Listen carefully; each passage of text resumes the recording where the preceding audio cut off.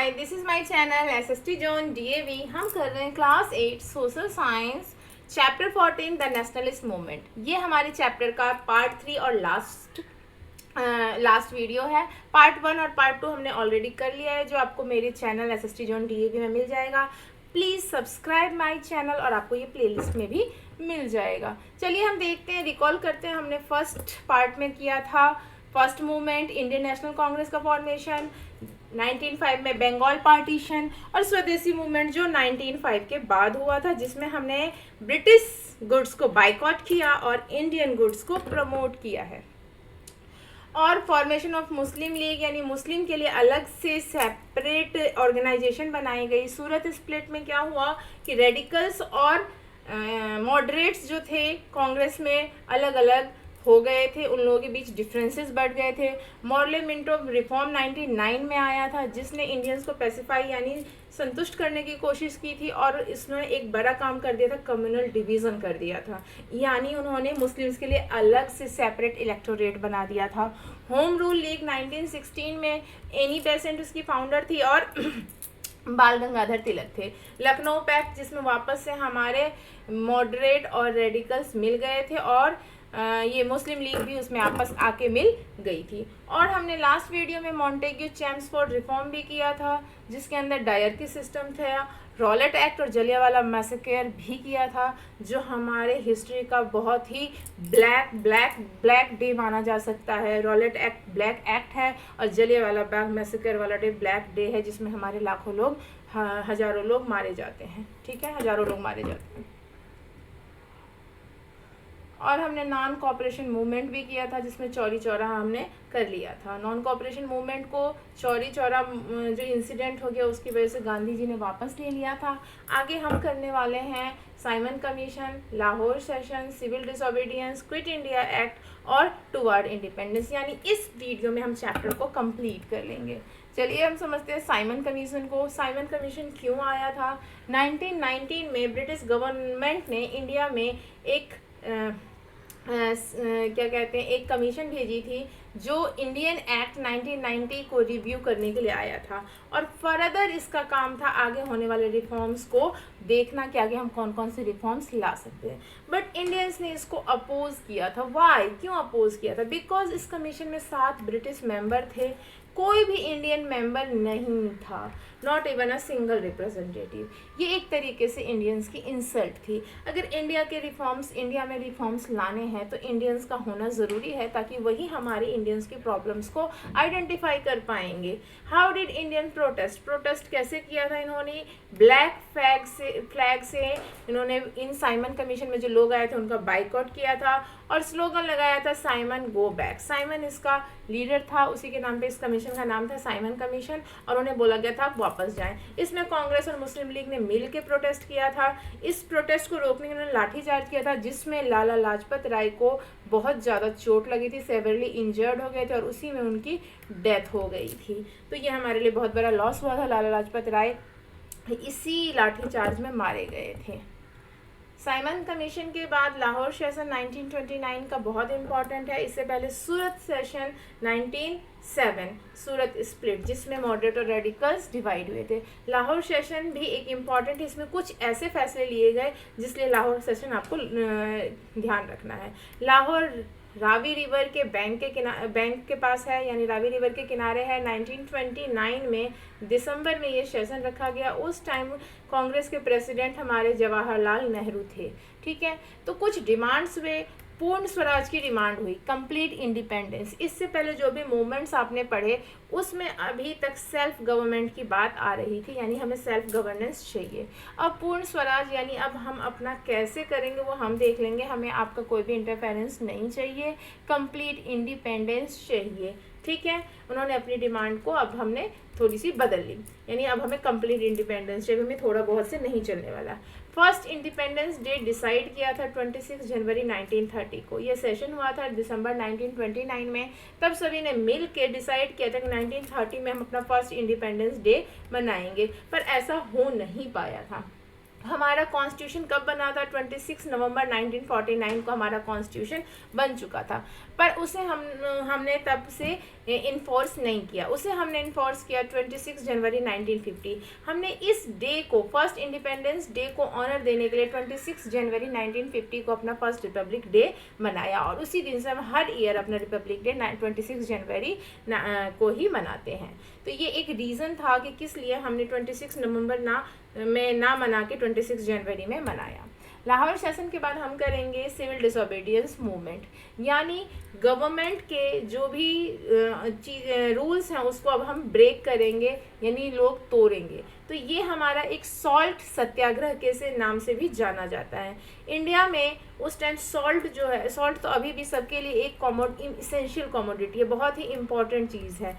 Salt के बिना मतलब खाना तो एज्यूम करना ही बहुत मुश्किल है। बट इसमें प्रॉब्लम क्या थी, इसके प्रोडक्शन में सिर्फ ब्रिटिश गवर्नमेंट की ही मोनोपोली थी, यानी खुद ही बनाता था। इंडियंस को सॉल्ट बनाना बैन था, वो नहीं बना सकते थे। क्योंकि वो खुद ही बनाते थे तो वो क्या करते थे, उस पर सॉल्ट टैक्स लगाते थे, heavily salt tax made British salt expensive. तो जो ब्रिटिश सॉल्ट था बहुत महंगा होता था और वो बहुत ही अनफेयर प्रॉफिट्स अर्न करता था। महात्मा गांधी ने ये इनजस्टिस देखा, जिससे सारे के सारे इंडियंस क्या है इफ़ेक्ट हो रहे थे, और ख़ासकर पुअर बहुत ज़्यादा इफ़ेक्ट हो रहे थे। तो इसके लिए उन्होंने दांडी मार्च किया या फिर सॉल्ट सत्याग्रह किया। तो सिविल डिसोबीडियंस का एक दांडी मार्च और सॉल्ट सत्याग्रह एक पार्ट है, जो स्टार्ट हुआ था 12 मार्च 1930। ये डेट याद रखनी है, 12 मार्च 1930। ये स्टार्ट हुआ था साबरमती आश्रम से लेके दांडी तक, 385 किलोमीटर। इम्पॉर्टेंट चीज़ 12 मार्च 1930 साबरमती आश्रम टू दांडी। ओके, इसमें 78 वॉलंटियर उनके साथ थे। उन्होंने वहाँ जाकर सी के किनारे जाके उन्होंने वहाँ पे क्या किया, सी वाटर से सॉल्ट बनाया और ब्रिटिश लॉ को तोड़ दिया। इसे हम सॉल्ट सत्याग्रह भी कहते हैं और दांडी मार्च भी कहते हैं। अब ये जो सॉल्ट सत्याग्रह है ये क्यों इम्पॉर्टेंट है, क्या सिर्फ नमक बनाने के लिए इम्पॉर्टेंट है? नहीं, ये एक ओपन चैलेंज था ब्रिटिश अथॉरिटी को कि अब हम तुम्हारे बनाए हुए रूल्स को तोड़ेंगे, ब्रेक करेंगे। तो ये ओपन चैलेंज था। It mark the beginning of civil disobedience movement. ये जो घटना है ये सिविल डिसोबीडियंस मूवमेंट का बिगिनिंग था, यानी स्टार्टिंग थी। इससे स्टार्ट हुआ कि हमने सिविल डिसोबीडियंस मूवमेंट स्टार्ट कर दिया। पूरे इंडिया में अब इस तरीके के सिविल डिसोबीडियंस मूवमेंट चल रहे थे। स्कूल कॉलेजेस को बाइकआउट किए जा रहे थे, फॉरेन गुड्स को जलाए जा रहे थे। अब पीजेंट्स पे नहीं कर रहे थे टैक्सेस की, नहीं हम आपके रूल्स को फॉलो ही नहीं कर, हम नहीं कर रहे, पे कर रहे टैक्स वैक्स, ये सब अब बंद हो गया था। हालांकि उसके लिए वो उन्हें मार पिटाई भी खूब पड़ती थी। Shop selling foreign goods were picket block by protester क्या करते थे, उसको बंद कर देते थे। अब ये हमारे जो नॉर्थ वेस्ट फ्रंटियर है, जिसको हम अब्दुल गफ़ार खान कहते हैं, वहाँ पर इनको फ्रंटियर गांधी भी कहते हैं, वहाँ से वो उसको लीड कर रहे थे। अब सिविल डिसोबीडियंस मूवमेंट में ब्रिटिश का क्या रिएक्शन था, उन्होंने इसे रिप्रेस किया विद वायलेंस, उन्होंने मार पिटाई करके रिप्रेस किया। इसमें उन्होंने काफ़ी सारे लीडर्स को अरेस्ट किया, महात्मा गांधी, जवाहरलाल नेहरू और बहुत सारे लीडर्स को। Despite repression patriotism increase in people across the India. पूरे इंडिया में जो लोगों के अंदर पैट्रोटिज्म था वो बढ़ता ही जा रहा था और नेशनल यूनिटी जो है वो खुल के आ रही थी, लोग जो एक दूसरे से कनेक्ट कर रहे थे। सिविल डिसोबीडियंस मूवमेंट आपको समझ में आया। उसके बाद 1930 से 31 के बीच में राउंड टेबल एक कॉन्फ्रेंस भी एक बार हुई थी, जब उन्होंने क्या किया, 2 बार उन्होंने राउंड टेबल कॉन्फ्रेंस बुलाया था। ब्रिटिश ने 2 टाइम्स बुलाए थे, 2 राउंड टेबल कॉन्फ्रेंस किया था और उन्होंने कॉन्स्टिट्यूशनल रिफॉर्म की बात कही थी। बट ये फेल हो गया था, ये कॉन्फ्रेंस फेल हो गया था क्योंकि इसमें मेजर प्रॉब्लम्स के बारे में बात नहीं की गई थी। The British refuse to grant dominion status of India. हमें डोमिनियन स्टेटस चाहिए था, यानी हमें हमें कंप्लीट इंडिपेंडेंस चाहिए था, जो देने से उन्होंने मना कर दिया था। तो गांधी जी ने सिविल डिसोबीडियंस मूवमेंट रिज्यूम रखा, इसको चलाते ही रहे और ये फाइनली 1934 में विड्रॉ की गई। तो सिविल डिसोबीडियंस मूवमेंट समझ में आ गया आपको। इसके बाद रिवोल्यूशनरी मूवमेंट्स के बारे में हम जानेंगे। सिविल डिसोबीडियंस मूवमेंट एक नॉन वायलेंट मूवमेंट था, लेकिन रिवोल्यूशनरी मूवमेंट्स वो होंगे जिसमें आपको वायलेंस देखने को मिलेगा। जो हमारे इंडियन नेशनल कांग्रेस के रेडिकल्स थे, उनके उनसे किए हुए मूवमेंट्स हैं। तो रेडिकल नेशनलिस्ट जो थे ये अनहैप्पी थे नॉन कॉपरेशन मूवमेंट के विड्रॉ होने पर, जब चौरी चौरी के बाद हुआ था। उनका बिलीव था कि ये हमको ब्रिटिशर्स को फोर्सफुली ही ओवरथ्रो करना होगा, फोर्सफुली ही हम उनको ओवरथ्रो कर सकते हैं, ये इतने आराम से नहीं जाएंगे। तो 1925 में एक काकोरी कॉन्स्पिरेसी हुई थी। क्या हुआ था, काकोरी नियर लखनऊ में एक जगह है, काकोरी लखनऊ के पास, रिवोल्यूशनरी गवर्नमेंट ने क्या किया था, गवर्नमेंट की जो एक ट्रेन जा रही थी जो पैसों से भरी हुई थी उसको लूट लिया था, लूट किया था। और वो पैसे इसलिए लूटे थे ताकि उससे वो वेपन्स खरीद सके फ्रीडम स्ट्रगल के लिए।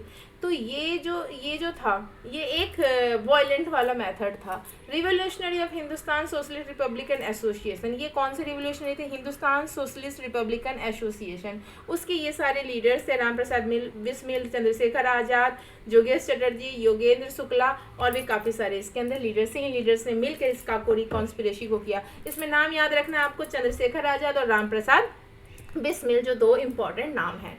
अब रिवोल्यूशनरी मूवमेंट्स में हम एक पढ़ने वाले हैं जुगंतर और Lahore 1920। Importance of Kakori conspiracy case में क्या था, Kakori train robbery was daring and famous act of bravery.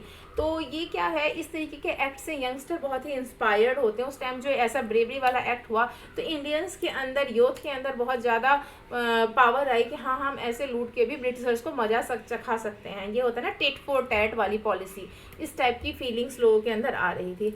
एक जुगंतर पार्टी है जो अरविंदो घोष ने बनाया था, ये भी रेडिकल्स की पार्टी है। इन्होंने प्लान्ड एंड आर्म्ड रिवोल्ट, उन्होंने आर्म्ड रिवोल्ट को प्लान किया था, यानी अपने पास, हमारे पास हथियार होगा तभी तो हम आर्म्ड रिवोल्ट करेंगे, इस तरीके का उन्होंने प्लान किया था फर्स्ट वर्ल्ड वॉर 1 के अंदर, क्योंकि उन्हें लगता था कि ब्रिटिशर्स उसमें बिजी हैं तो हम ऐसा कर सकते हैं। एक सैंडर्स असैसिनेशन हम समझते हैं जो लाहौर में 1928 में हुआ था, जब लाला लाजपत राय, एक मिनट, हाँ, Bhagat Singh, Chandrashekhar Azad, Rajguru assassinated police commissioner Sanders. Bhagat Singh, Chandrashekhar Azad और राजगुरु ने क्या किया था, पुलिस कमिश्नर सैंडर्स को क्या कर दी थी, गोली मार दी थी। ऐसा उन्होंने इसलिए किया था क्योंकि लाठीचार्ज का ऑर्डर जो था इसी ने दिया था। तो लाला लाजपत राय के को जो डेथ हो गई थी उसका बदला उन्होंने इससे लिया था, क्योंकि उन्हें लगता था इसका रीज़न वही है।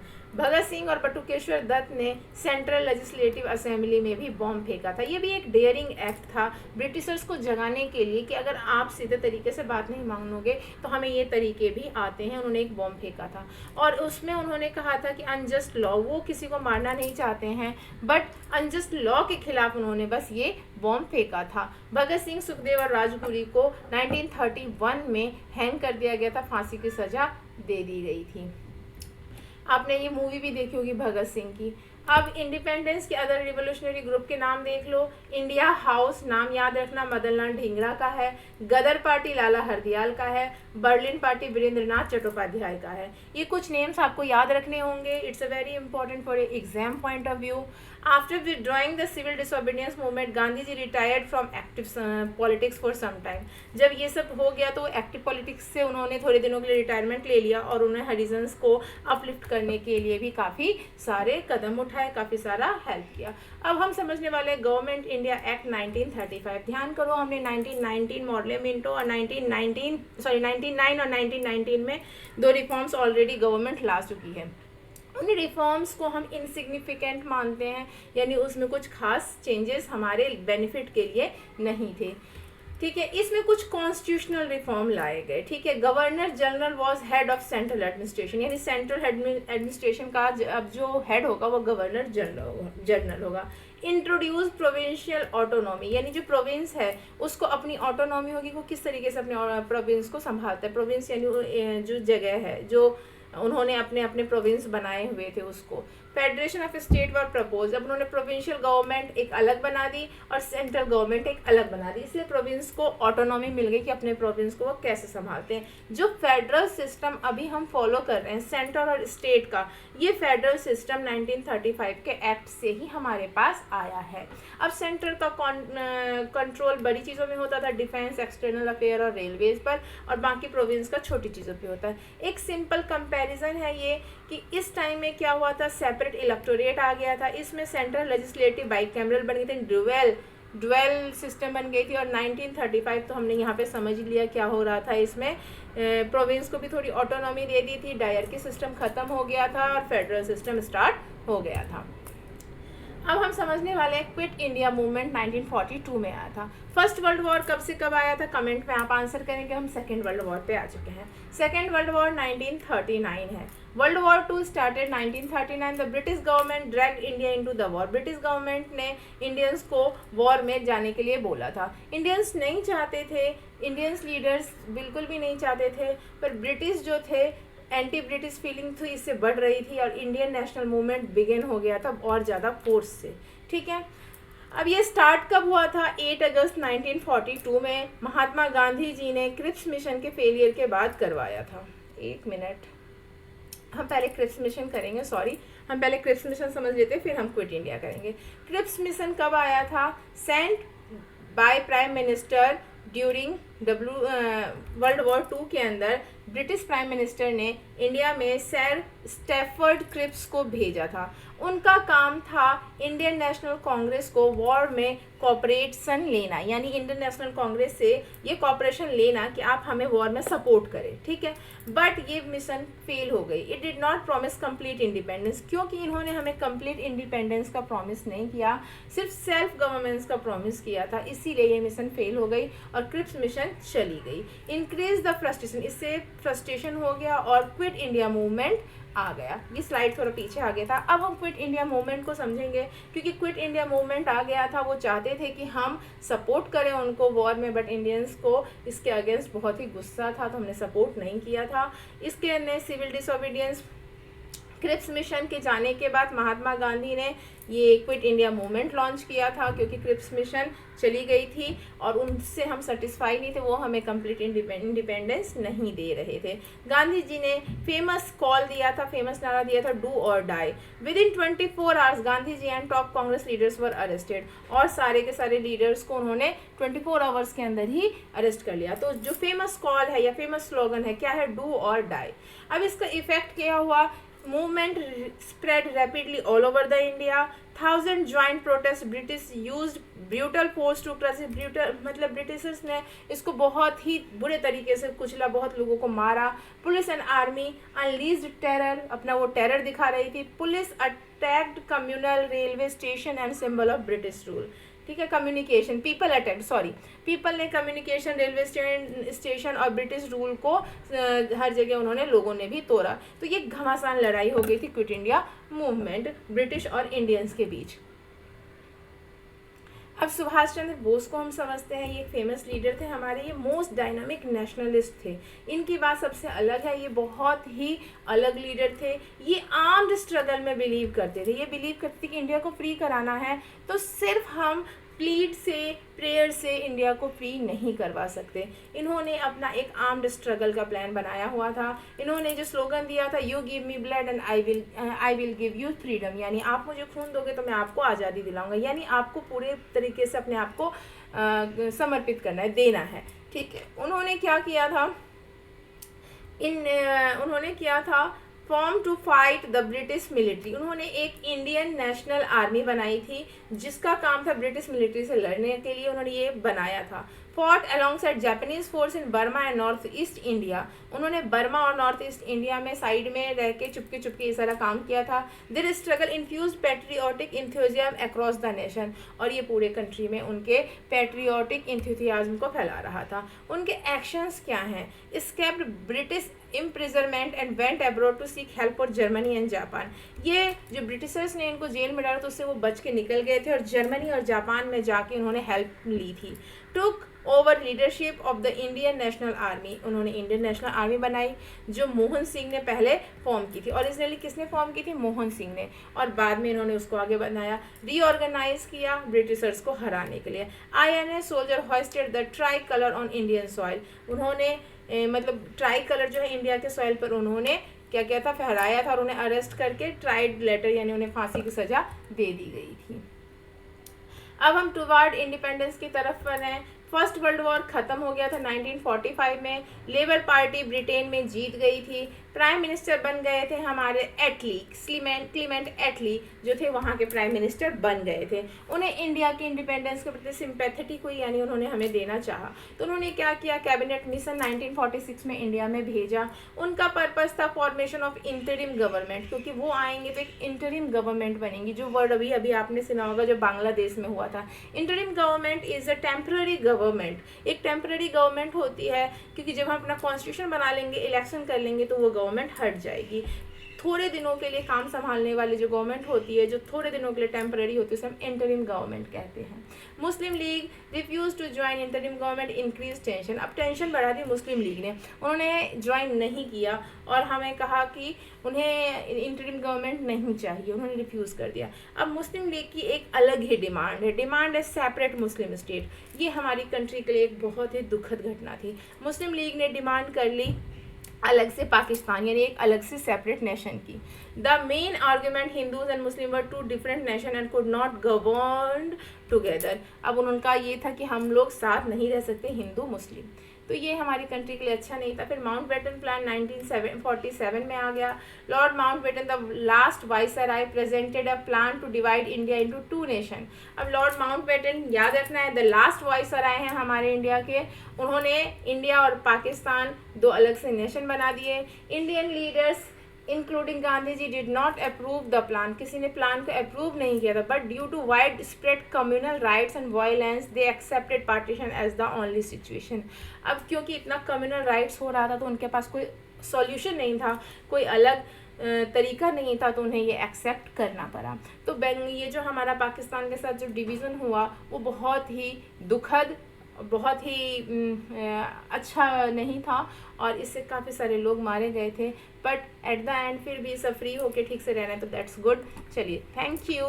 मेरे चैनल को लाइक और सब्सक्राइब कर दीजिए।